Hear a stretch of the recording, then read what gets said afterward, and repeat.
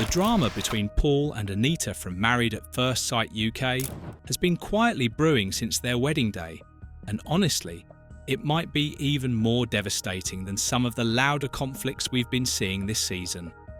While everyone's been focused on Grace and Ashley's explosive fights, or Leigh and Leah's painful rejections, Paul and Anita have been dealing with something that might be even worse: the slow, crushing realization that they're fundamentally incompatible, and that their marriage might already be over before it really began.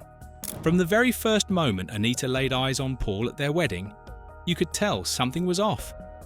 She'd specifically asked the experts for a silver fox, someone with that distinguished, mature charm that would match her energy and zest for life.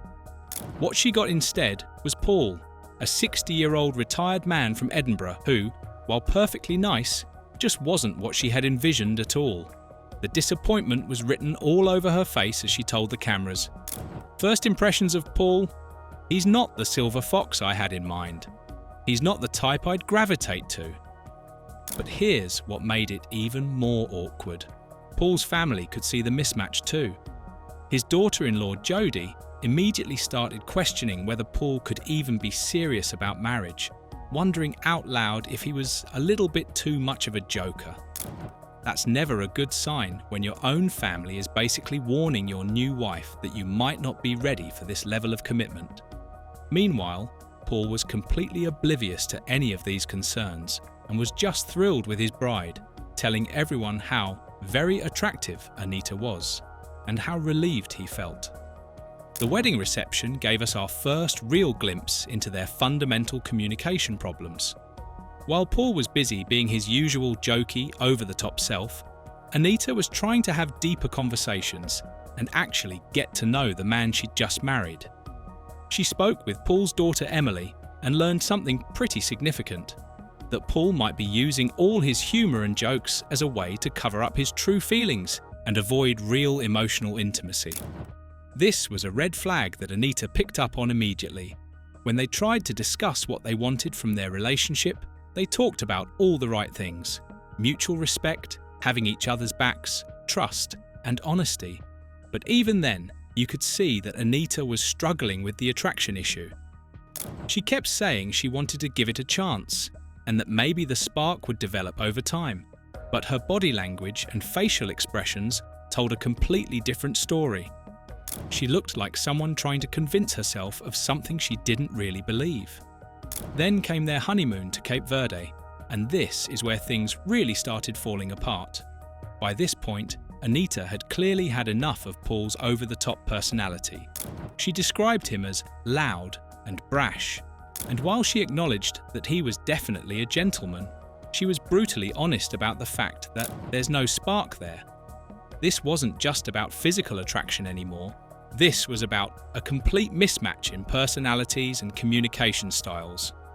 The dinner conversation during their honeymoon was probably the most telling moment of their entire relationship so far. Anita was desperately trying to establish a deeper connection with Paul by asking him meaningful questions about his life, his goals, and his feelings. But Paul wasn't reciprocating at all. He wasn't asking her questions back. He wasn't opening up about himself, and he wasn't showing any real interest in getting to know her on a deeper level. For someone like Anita, who clearly values emotional connection and meaningful conversation, this must have been incredibly frustrating. But the real bombshell came when Anita learned that Paul had been single for 15 years. 15 years! That's not just a long time between relationships.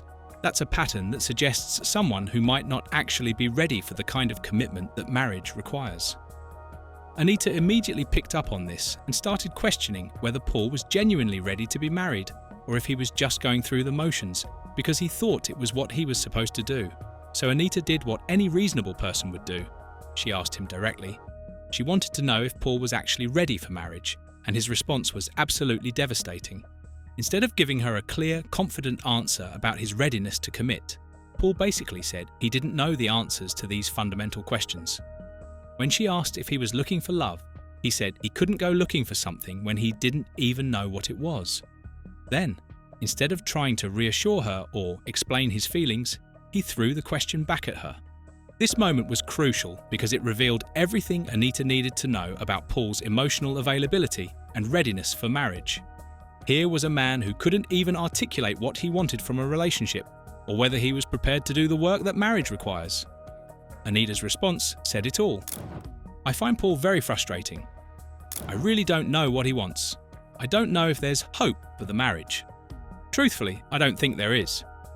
What makes Paul and Anita's situation so heartbreaking is that they're both genuinely nice people who deserve to find love, but they're just completely wrong for each other. Paul seems like someone who's been single for so long that he's forgotten how to be in a relationship. He's comfortable with his jokes and his surface-level interactions, but when it comes to the deep emotional work that marriage requires, he's completely out of his depth. Anita, on the other hand, is someone who knows exactly what she wants and isn't afraid to ask for it. She wants emotional connection, meaningful conversation, and a partner who's as invested in the relationship as she is. She's not looking for someone to just go through the motions with. She wants a real partnership with someone who can truly match her energy and commitment level. The preview clips we've seen of the dinner party suggest that things haven't gotten any better between them.